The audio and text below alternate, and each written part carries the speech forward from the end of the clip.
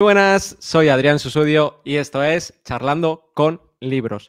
Hoy vamos a hablar de un librazo, uno de los mejores libros que me he leído últimamente este año, Buena estrategia, mala estrategia, de Richard Rummelt, o Rummelt, no sé cómo pronunciarlo. Con este libro, pues principalmente vamos a ver la diferencia entre lo que es una buena estrategia y una mala estrategia, porque la mayoría de empresas, la mayoría de gente se confunden. Además, vamos a ver algunos ejemplos actuales, algunos ejemplos que no están ni en el libro. Vamos a añadir información porque tenemos la gran suerte de tener a uno de los mejores inversores de España, o como mínimo de España, Paco Lodeiro. Bienvenido, Paco. Muchas gracias, Adrián, por la presentación y un honor estar aquí, sobre todo con la calidad de invitados que traes y para presentar este libro también de tantísima calidad. Que hay que añadir que en parte tienes tú la culpa, ¿no? Que se haya traducido recientemente. Tú le dijiste al editor de ARPA, a Álvaro, hey, intenta traducir este libro. ¿Por qué le dijiste esto? Pues tuvimos una reunión con él, Adrián Godás y yo, que tenemos el podcast Value Investing FM, ofreciéndonos la posibilidad de escribir un libro. Adrián ya está en ello, ya va bastante avanzado, y nos preguntó alguna sugerencia para libros que consideramos que deberían ser traducidos. Para mí, uno de ellos era Good Strategy, Bad Strategy, y hay alguno más, que no voy a decirlo por si no puedo, pero bueno, hay alguno que ya está en camino también, de ARPA Editorial, o ARPA Editores, mejor dicho. A mí es que es un libro que me ha gustado mucho. Podemos empezar diciendo quién es Richard Rummelt, que era un consultor de organizaciones, asesor personal, profesor, investigador. Y además en el libro es que él mismo habla de casos muy cercanos suyos que son de grandes empresas, y que, o sea, es que el libro está lleno de historias, que es lo bueno y lo malo, ¿no? Porque a veces puedes decir, sobran páginas, depende si te gusta mucho el tema de conocer los detalles de las empresas, pero algunas de esas empresas y la evolución que tuvieron y la visión, sobre todo, del escritor, es muy, muy buena. Y más allá de las empresas, hay estrategia militar, incluso grandes proyectos. El mismo Rummelt, a principios de los años 60, él es ingeniero eléctrico y estuvo trabajando en los motores de la carrera espacial.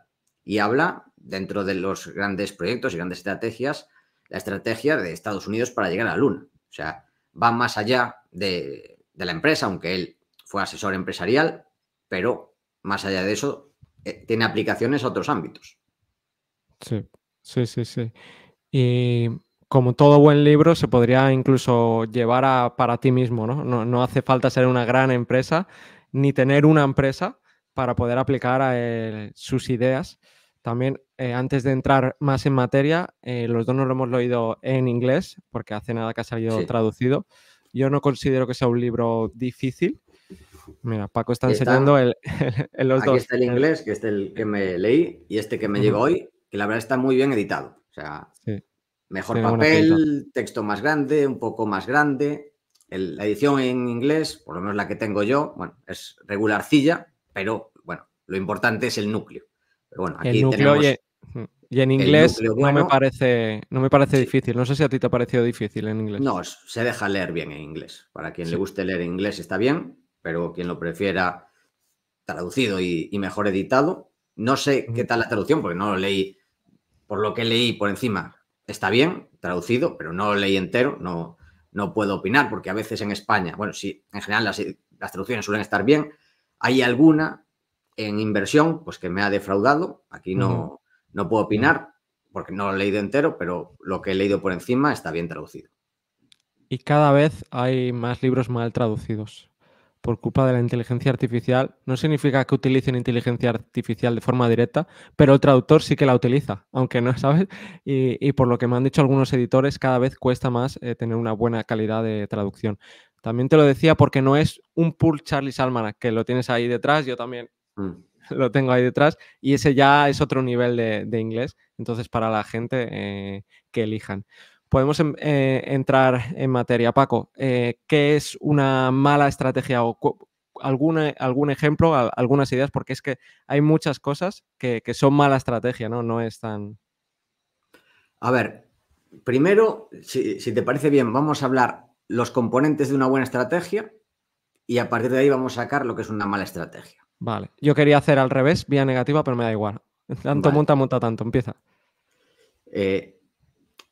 Según Rummelt, una buena estrategia tiene que tener 3 requisitos en su núcleo. Primero, un diagnóstico, que aquí la clave es entender la situación, los principales obstáculos, entender lo que está pasando, y esto te lleva al siguiente paso, que es lo que le llaman la guiding policy o las directrices nucleares para lidiar con este problema, con la situación, lo que hemos visto en el diagnóstico, y eso te da la dirección.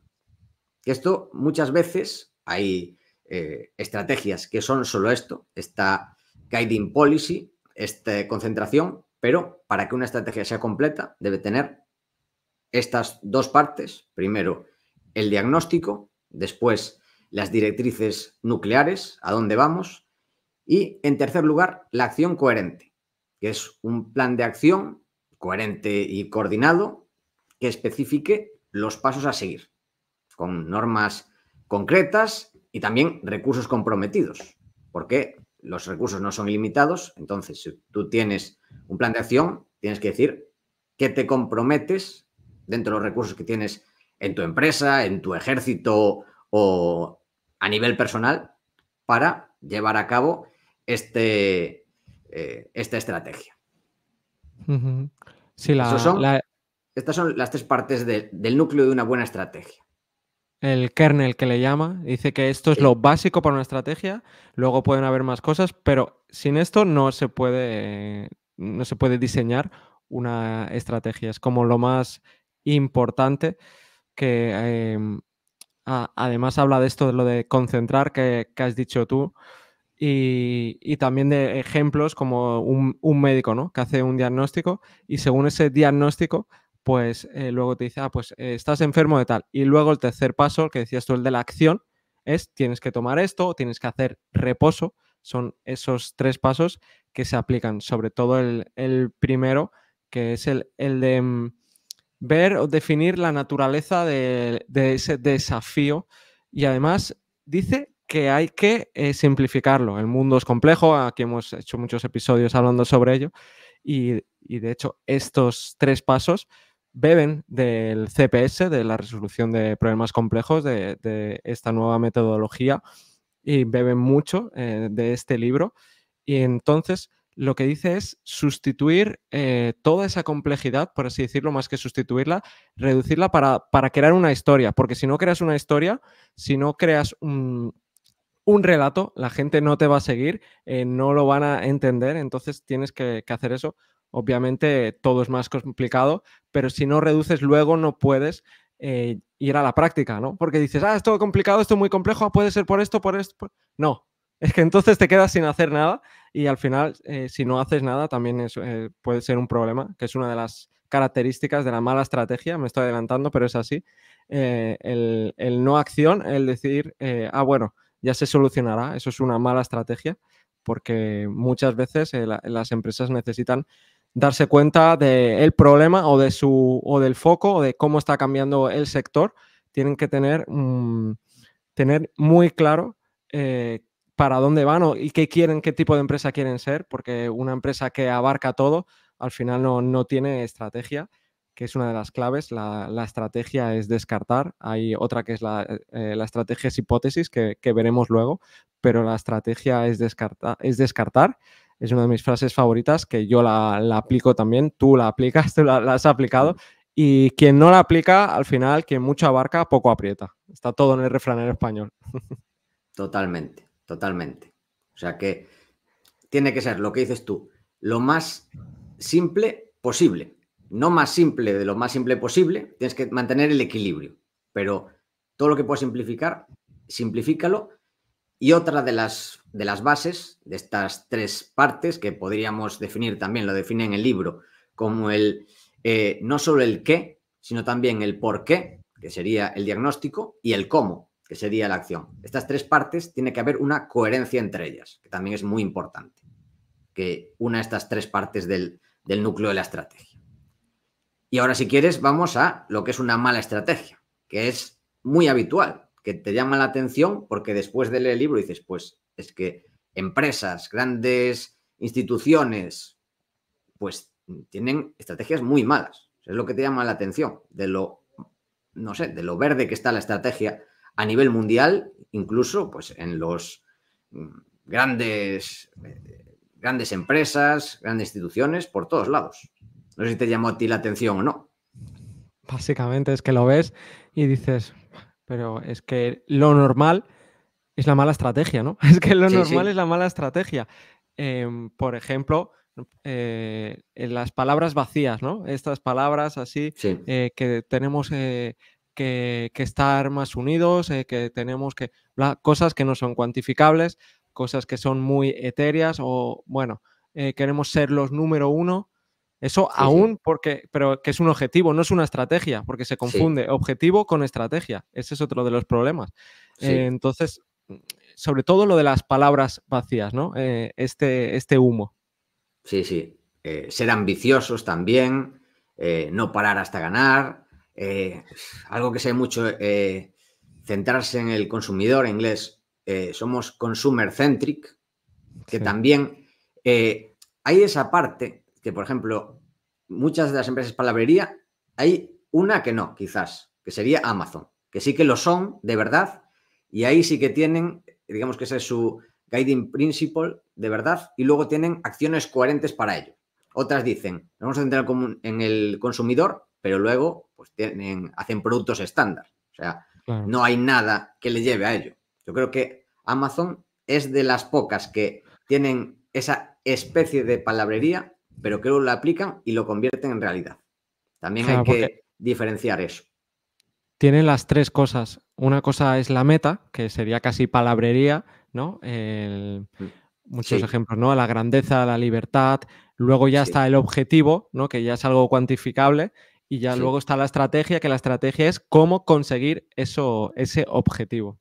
Claro, tiene las exactamente. tres, pero muchas empresas confunden estrategia por objetivo o, lo que es peor, objetivo o estrategia por estas palabras, por estas metas que al final dices muy bien, pero y además cada persona lo va a entender de una forma. Es que no, dices, hay que ser, y cada persona va a entenderlo, no se puede, no se puede conseguir algo de esta forma tan poco concreta.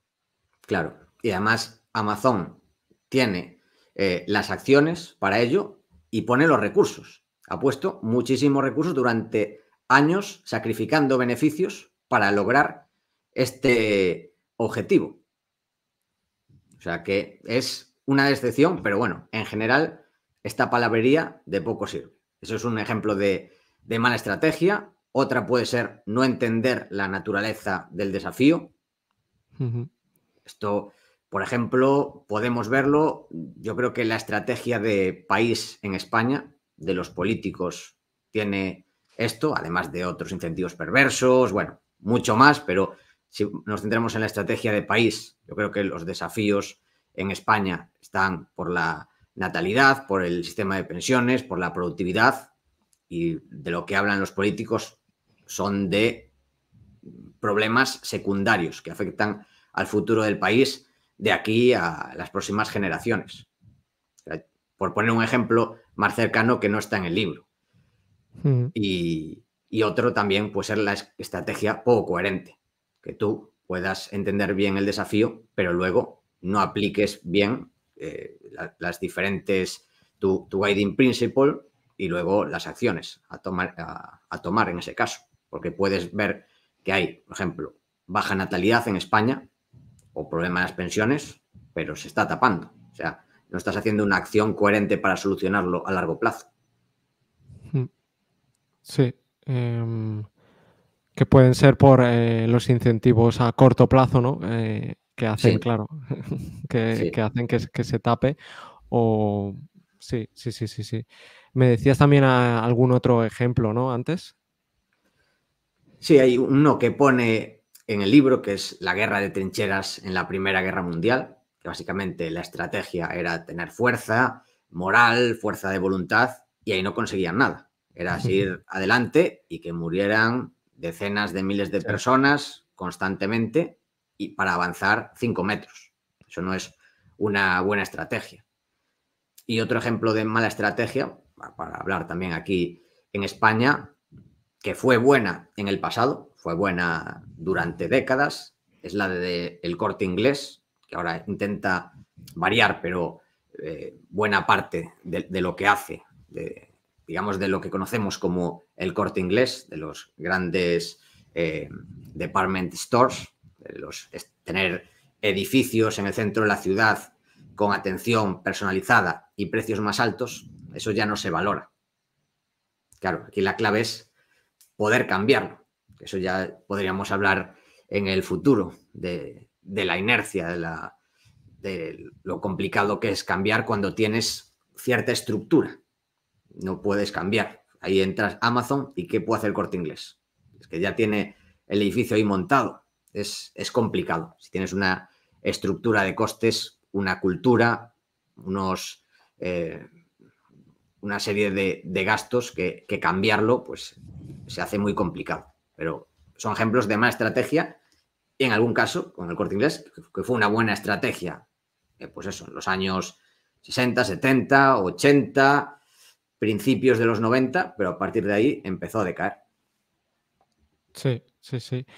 Y al final yo creo que toda gran empresa acaba cayendo en eso, porque la inercia es tan fuerte y también un poco por el dilema de los innovadores. O sea, es que es así, al final pierden flexibilidad y entonces por eso aparecen otras empresas y siempre que miras a 10 años los líderes, las empresas líderes o las que cotizan más, cada X años cambian, ¿no? O sea, y siempre históricamente y cada vez cambian más rápido. Cada vez los líderes duran menos años. Sí, sí, totalmente. Porque se va creando pues esta burocracia. También podemos hablar en el futuro de la entropía, que empieza a haber cada vez desorden, hay que ponerlo en orden, por la tendencia al desorden. Se empieza a crear estructuras de incentivos que van más allá de la empresa, sino que van en torno a la gente que está ahí dentro. Bueno, hay diferentes motivos por lo que se da el cambio, que entran otras empresas más ágiles, digamos, con más capacidad de adaptarse a tiempos que cambian muy rápido, y esto hace que cada vez haya mucha más rotación entre las mayores empresas. Sí. Y me hablabas también antes, fuera de micros, que había una empresa que era Disney, que yo creo que es un muy buen ejemplo de buena estrategia y luego mala estrategia.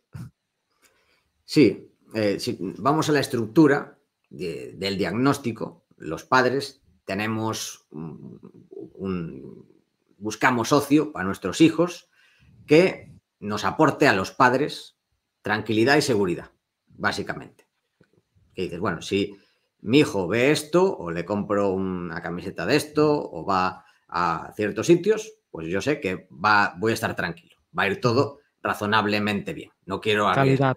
Calidad. Exactamente. Calidad y tranquilidad, sobre todo. O sea, no, Ujú. no me quiero arriesgar. ¿Y qué ofrecía Disney hasta ahora? Pues ofrecía historias para todos los públicos. Esto estaba concentrado en más otros servicios adyacentes, como pueden ser parques, juguetes, merchandising, etcétera. ¿Y cómo lo hacía? En plan de acción concreto. Pues no tenían, esto es lo que dice en el libro, que está bien, que no tenían sexualidad explícita, por un lado, ni violencia gratuita, ni lenguaje inapropiado.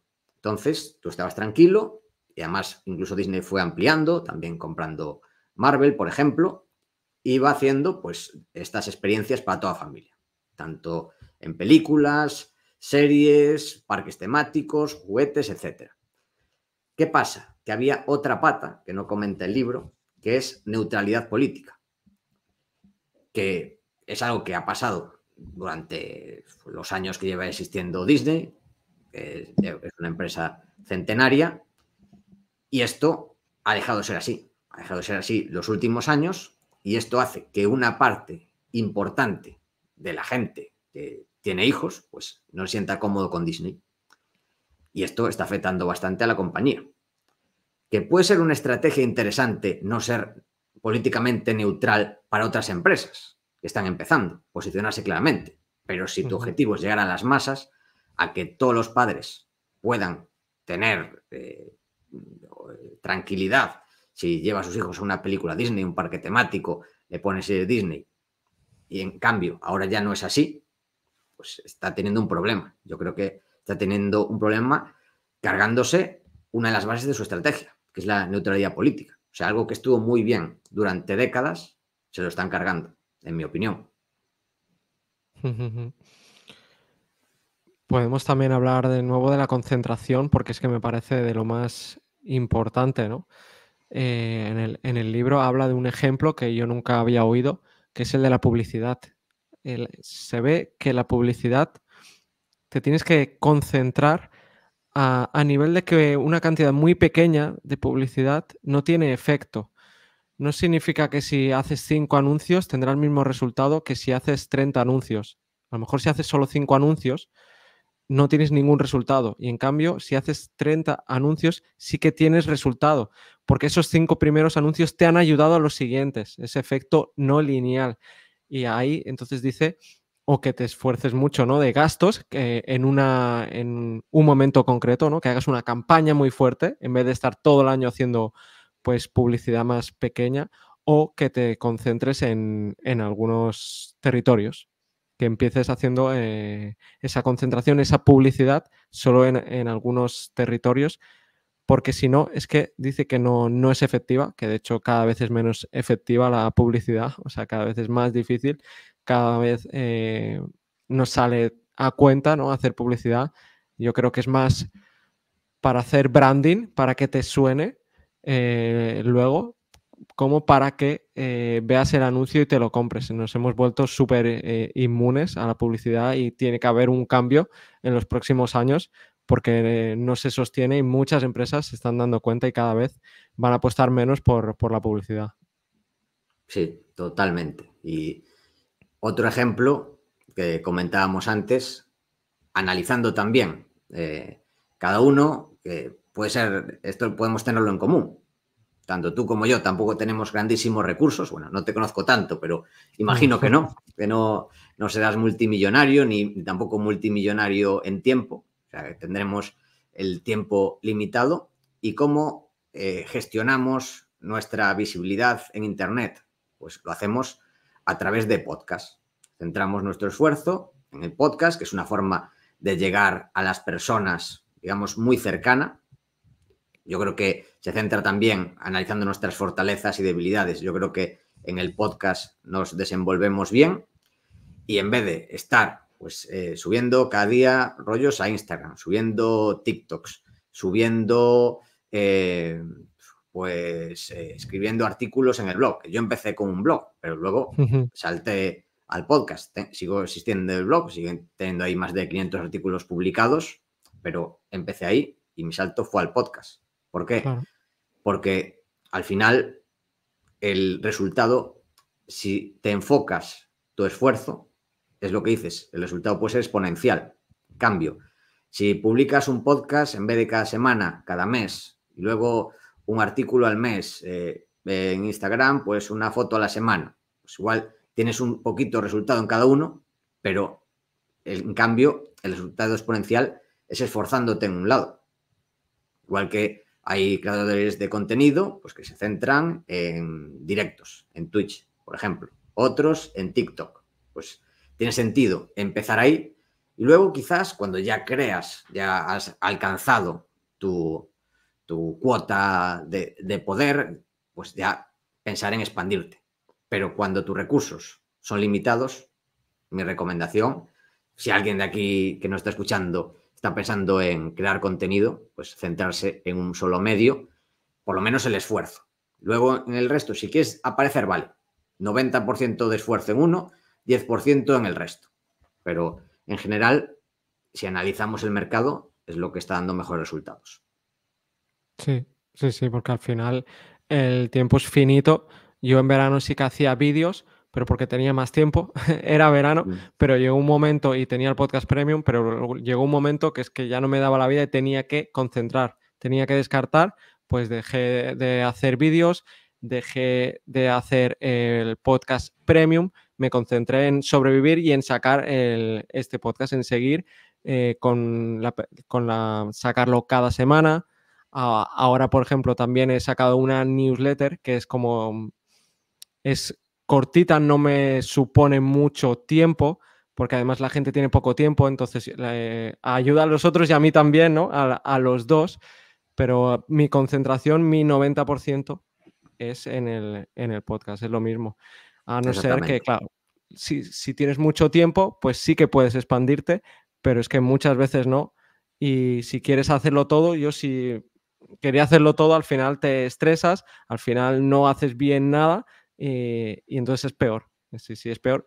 Y podemos ir a que la estrategia es la hipótesis, porque va un poco ligado con esto, porque tú puedes, al principio también puedes probar varias cosas, ¿no? Hacer los Sí, vídeos, hacer podcast, hacer la newsletter o el blog, y luego tienes que ver dos cosas. La primera, ¿qué es lo que más te funciona? ¿Qué es a lo que a la gente le gusta más?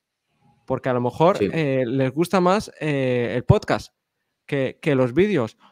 Y también la segunda, ¿qué es lo que tú puedes hacer de forma constante? Lo que te guste a ti, porque eso también hay que exacto. tenerlo en cuenta. Porque si tú dices, wow, sí, es con los vídeos lo peto, pero si no estás a gusto con los vídeos, al final lo vas a dejar.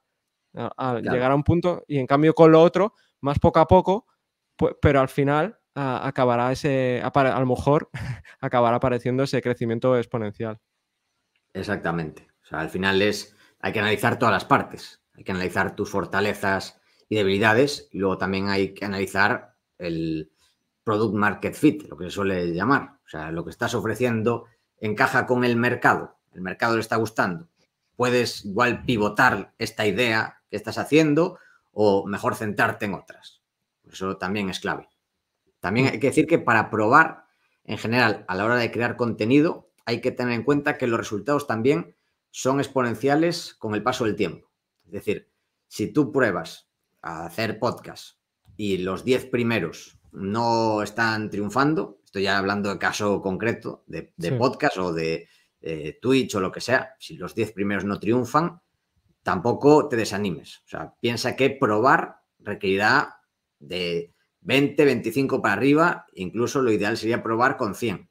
A ver, si llevas 20 y no te escucha nadie, pues entonces parece que puede haber un problema. Si te escuchan pocos, pero los que te escuchan te dan feedback muy positivo, entonces es posible que, y ves que hay crecimiento, es posible que haya potencial y que haya seguir.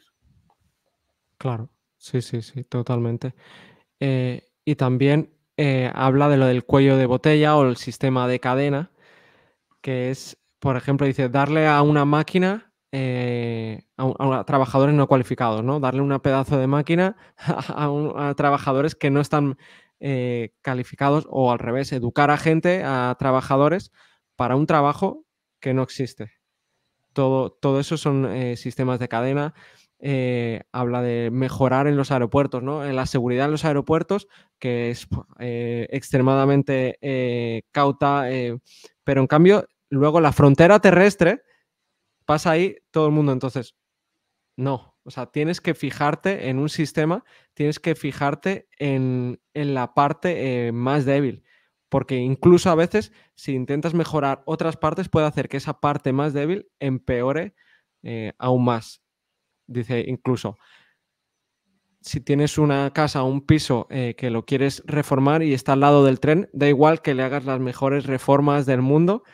La gente cuando entre a comprar el piso va a oír el tren y ya está. Entonces, a lo mejor no tienes que gastar tanto dinero en reformar ese piso porque es que no tiene remedio de poder aumentar su valor. Totalmente. Aquí podemos volver a lo que hablábamos antes de coherencia.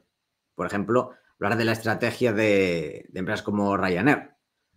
Que aquí, ¿qué busca Ryanair? Bajo coste. Entonces, ¿cuál es la coherencia? No tienen vuelos con aviones de lujo y espaciosos en aeropuertos de segunda, no. Tienen el aeropuerto de segunda, el sitio justo, y si quieres cualquier extra, te lo pagas. O sea, esa es la coherencia. Lo que no tendría sentido es, vale, voy a un aeropuerto que quiero ir a Milán y está a 70 kilómetros, pero voy de lujo. No, si vas de lujo, quieres ir al centro de Milán. Eso es lo coherente. O vas a Heathrow o al aeropuerto de la City de Londres, si ya es ultra lujo. Pero no vas a ir a Gatwick y pagar de Madrid a Gatwick 700 euros para estar en un sitio más amplio, creo yo. Salvo que quieras ir exactamente a Gatwick, que no creo que haya mucha gente que quiera ir ahí.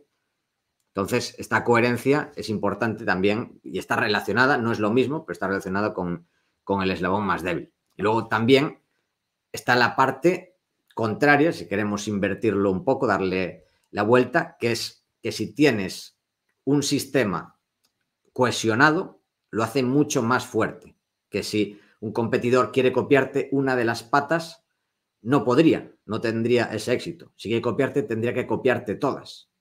Como por ejemplo, Ryanair también. Si Iberia quiere copiar a Ryanair o British Airways, pues tendría que copiar todo. Tendría que cambiar de aeropuertos, tendría que cambiar a flota a una todo igual, tendría que hacer unos cambios que volvemos a lo de antes también, con la inercia es muy complicado. Una inercia y con la estructura que hay, que los costes de cambio son muy altos en esos casos. O IKEA, que es un ejemplo que pone en el libro también. Lo iba a decir yo, ¿eh? Lo tenía en la mente porque sí.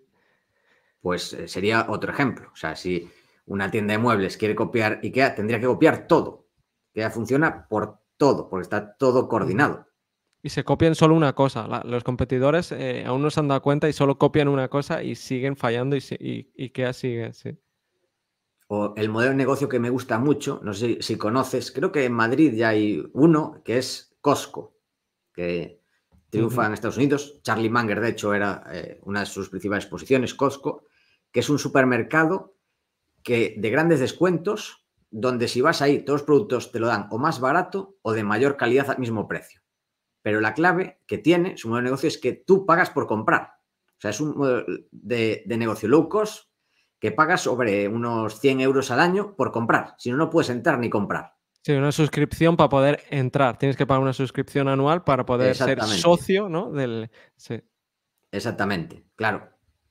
Es difícil de copiar. O sea, imagínate que cambia el modelo de negocio de Mercadona y le empieza a decir a la gente, no, tienes que pagar por entrar.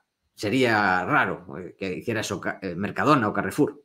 Pero como ya lo hizo así estructuralmente Costco, pues es un negocio que va creciendo y cada vez es más potente con las economías de escala.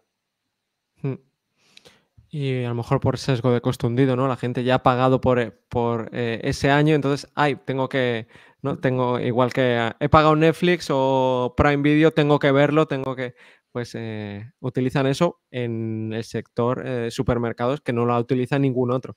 Es una mezcla súper extraña, pero al final las innovaciones siempre son eso, la creatividad es llevar cosas de un sector a otro. Exactamente. Y hablando de cambios de sector, quiero hablar de lo que dice el escritor, porque me gustó mucho las pistas para darse cuenta cuando un sector está cambiando. Cuando un sector dices, que va a cambiar mucho, pero por culpa de esa inercia en muchas empresas se quedan obsoletas, pierden cuota de mercado. Y la primera pista que dice que sería para mí de las más importantes es la subida de los costes fijos. Cuando en un sector suben mucho los costes fijos, en especial el desarrollo de producto, hace que tenga que cambiar el mercado porque muchas empresas no pueden asumir esos costes fijos o se tienen que unir varias empresas o tienen que apostar muy fuerte a su crecimiento y ahí hay una pista de ese cambio, que ese sector va a cambiar y que las principales empresas a lo mejor dentro de poco no van a seguir siendo las principales. También la desregularización o el cambio de ley, que muchas veces llega el gobierno y cambia las normas de la partida del juego y muchas empresas al principio siguen operando igual, como si no hubieran cambiado esa ley, o piensan que no va a cambiar tanto el mercado, pero es que en cuanto se cambian las normas, hay que adaptarse. La inteligencia es eso, la inteligencia es el que sabe adaptarse al mercado, el que sabe adaptarse a las nuevas circunstancias. Exactamente. Yo aquí añadiría dos que no comenta en el libro. Uno que es muy complicado para mí, que es, por ejemplo, cambio en los gustos. Esto es, yo no entiendo de los gustos de la gente. O sea, no sé si te acuerdas, hace 3 o 4 años la gente llevaba una camiseta blanca de Levi's que ponía aquí Levi's. De repente la llevaba todo el mundo. Parecía que la regalasen en Carrefour, no sé, pero todo el mundo la llevaba. Y ahora no lo lleva nadie.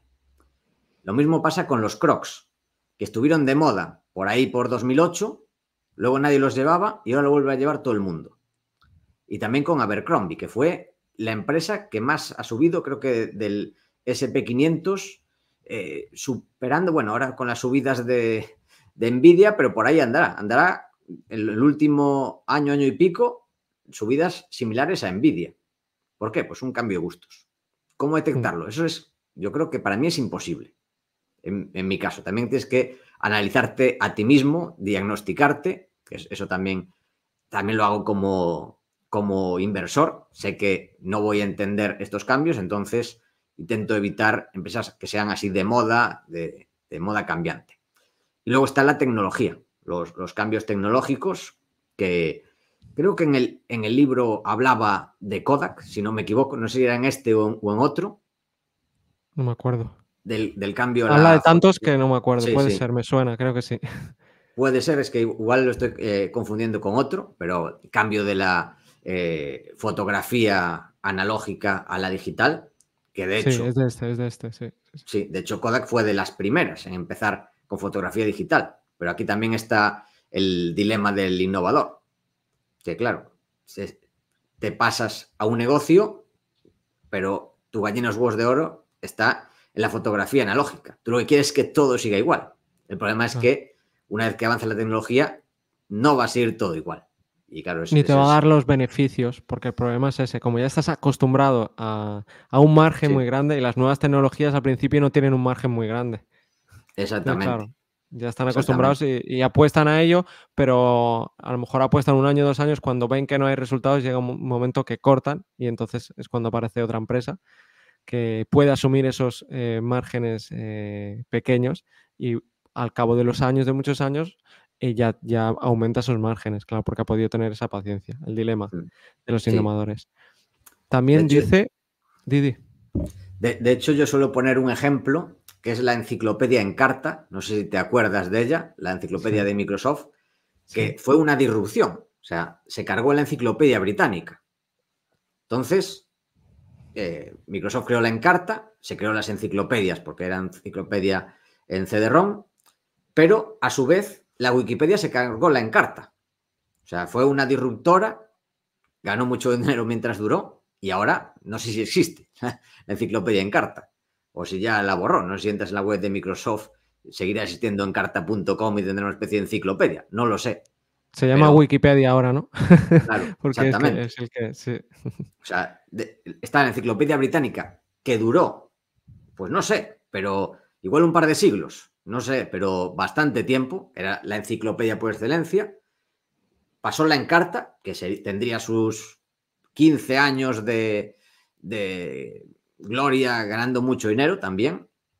No sé, 15, 20 por ahí. Y ahora la Wikipedia, que se cargó a la Encarta. O sea, también lo que comentabas antes de la velocidad del cambio que tenemos últimamente y que hay empresas que o cambian o pierden o van a perder sí o sí. Porque ¿cómo se podría pues, cambiar Encarta? Pues lo veo difícil. Competir contra un modelo de negocio tipo la Wikipedia, que además es sin ánimo de lucro.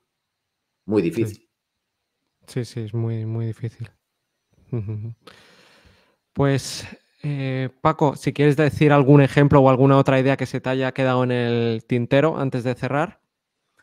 Pues te quería comentar mi estrategia para aplicar para que veas que este libro es útil y lo podemos aplicar a nosotros mismos. Mi estrategia de inversión, siguiendo estos 3 pasos del núcleo de una estrategia.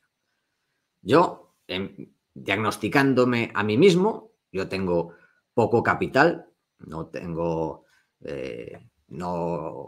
millones de euros, tengo un capital, bueno, que está bien, pero no soy multimillonario, ni gestiono cientos de millones, ni decenas de millones, ni siquiera millones. Tengo capital permanente, es decir, que no me entra ni me sale. No dependo de clientes nerviosos que cuando esté cayendo todo me lo puedan quitar. Tengo paciencia y además no tengo trabas regulatorias. Este es mi diagnóstico, esta es la realidad. A partir de ahí, creé mi Guiding Policy, que lo que hago es concentrar en grandes oportunidades a largo plazo y centrar mi esfuerzo en empresas menos líquidas y menos seguidas. ¿Por qué? Porque puedo hacerlo. Los grandes fondos no pueden hacerlo, yo sí. Puedo, si veo una buena oportunidad, puedo tener una concentración más grande e incluso tener una acción en cartera durante más de una década. Tengo alguna acción en cartera que la tengo desde hace 15 años, como por ejemplo Alphabet. Y luego, ¿cuáles son las acciones coherentes? Pues buscar donde los profesionales no pueden invertir o no quieren invertir. Por ejemplo, empresas muy pequeñas. Cuando había la crisis en Turquía, compré empresas turcas. En Grecia igual. Cuando había crisis en Grecia, aproveché para comprar empresas griegas. Hace 2 años en Polonia, que fue la bolsa que después de la rusa, con la invasión de Ucrania, la segunda que más cayó del mundo. Ahora en Asia estoy comprando. Entonces, no tengo que explicarle a nadie lo que hago. Yo lo que hago es mi capital. No tiene que haber nervios más allá de los míos, que por fortuna soy paciente, tengo sangre fría a la hora de invertir. Y entonces, en base a eso, en base a este diagnóstico y a esta Guiding Policy, tomo mis acciones y en general, pues los 15 años que llevo invirtiendo, me ha ido bien. Entonces, mi recomendación a la gente que nos escuche: analizaros a vosotros mismos, haceros un diagnóstico, hacer vuestro Guiding Policy y luego acciones coherentes. O sea, que es un libro muy, muy práctico. Para todo, ¿eh? Para todo, y esto vale en la vida en general. Estoy hablando de la inversión, pero puede ser a nivel empresarial, a nivel laboral, personal, de todo. ¿Qué track record tienes en estos 15 años, Paco? Pues en el entorno al 17%. Los Vale. 10 primeros lo tengo auditado al 17,1 y los 5 siguientes por ahí, a una rentabilidad similar. No está auditada, pero bueno, con mis alumnos de Academia de Inversión comparto todas mis operaciones y ahí está. Para que la gente vea, ¿no? Porque decía que es uno de los mejores inversores, 15 años a un 17%, es un brutal. Y por eso, cuando vuelva, en el siguiente episodio, vamos a ver sus principales posiciones. Ya ha dicho por encima, pero no ha dicho cosas concretas, pero eso será en el siguiente episodio, porque tengo muchas ganas de saberlo, seguro que vosotros también. Y nada, Paco, muchas gracias y nada, nos vemos en el siguiente episodio. A ti, Adrián, un fuerte abrazo. Chao.